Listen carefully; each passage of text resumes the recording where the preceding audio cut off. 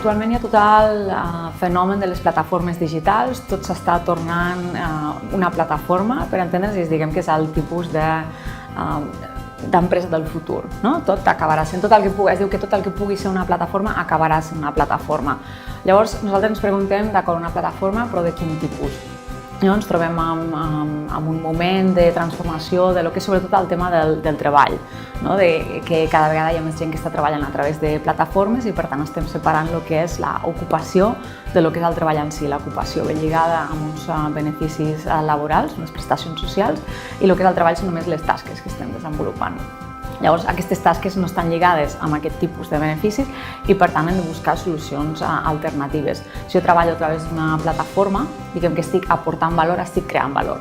Per tant, la distribució de valor també hauria de ser compartida i, per tant, hauria de poder prendre també les decisions fins a cert punt. Llavors, per això parlem de governança compartida de les organitzacions, de les plataformes, perquè una plataforma, al final, és un sistema de governança i l'hauríem de compartir. I llavors, plataformes positives són aquelles que estan compartint aquesta presa de decisions amb el seu ecosistema i especialment amb les persones que estan aportant valor, que estan contribuint a la plataforma.